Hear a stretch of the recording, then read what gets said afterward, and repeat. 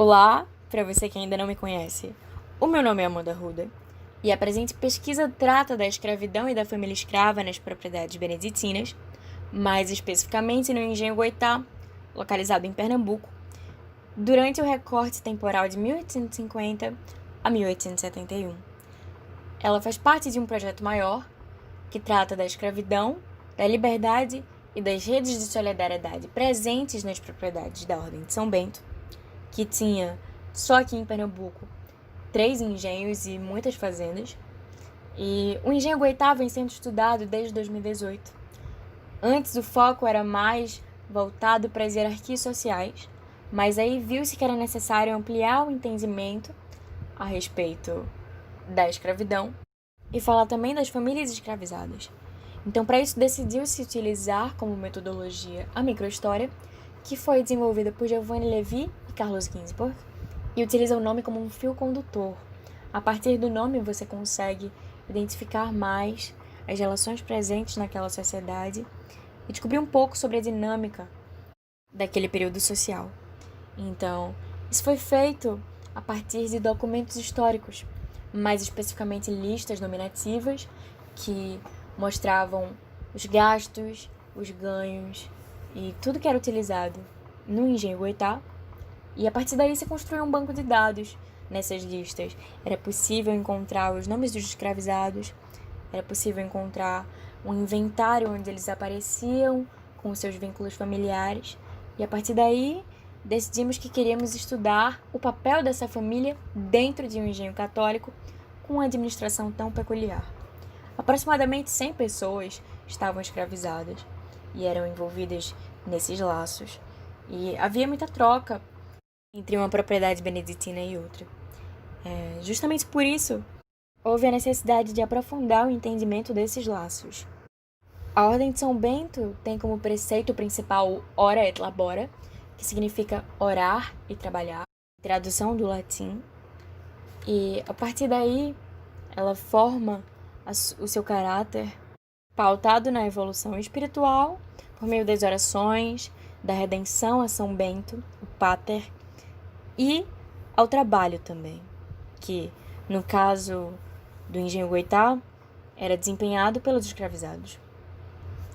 Todas as pessoas pertencentes à ordem eram consideradas filhas de São Bento, pertencentes a esse Pater, e a partir daí surge o principal ideal da Ordem de São Bento, que era o paternalismo. Suas fazendas, seus engenhos, eram propriedades não de um senhor, mas do Pater São Bento. E, por meio de 3 pilares, a ordem foi capaz de se sustentar. Esses pilares eram a obediência, uma obediência pautada na subserviência, na família, que era bastante relevante e crucial para o desenvolvimento da ordem, visto que havia uma rara recorrência ao tráfico. A família era estimulada para que não fosse preciso traficar mais escravos do que os inicialmente haviam sido obtidos pela Ordem de São Bento. E o castigo, que transpassava o castigo físico, muitas vezes estava ligado ao conceito do castigo espiritual, visto que os valores eram todos pautados ao redor do agrado de São Bento.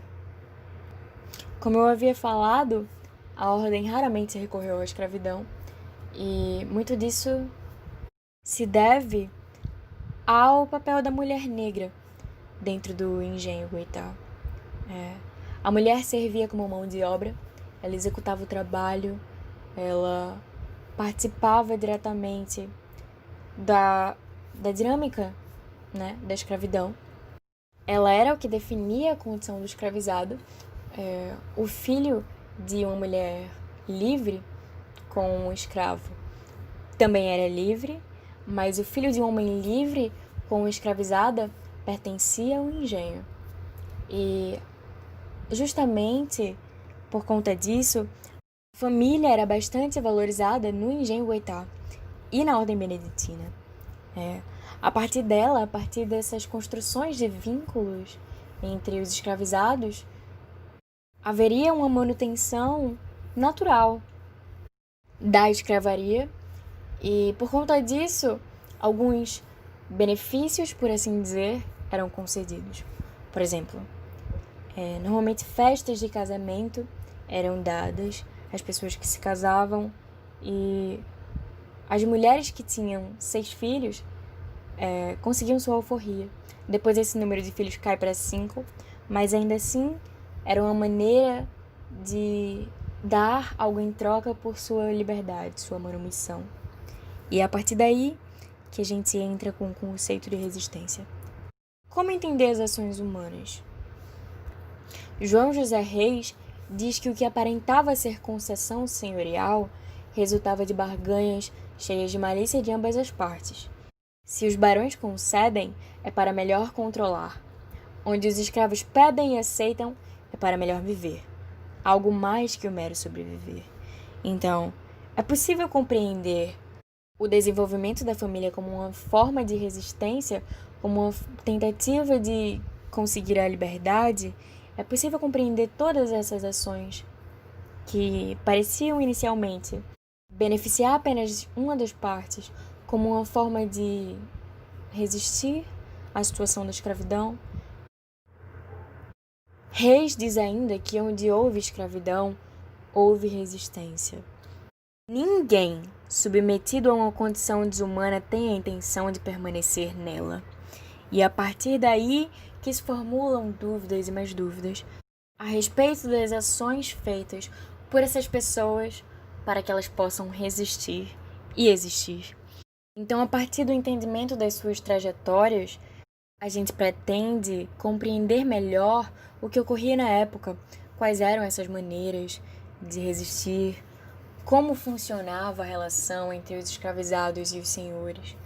E então, nossos objetivos para essa pesquisa são identificar essas famílias que se perpetuaram, destacar suas trajetórias, analisar o perfil delas, quantificá-las, para que a gente possa justamente ter uma visão mais pessoal da escravidão, para que a gente veja ela pela perspectiva do escravizado e para que a gente compreenda seu dia a dia e sua maneira de viver.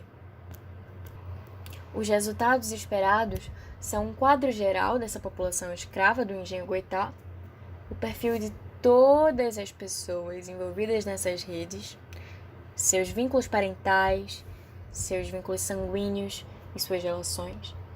E, justamente, debater um pouco sobre as estratégias de resistência, de agência, de possíveis conflitos e de negociações.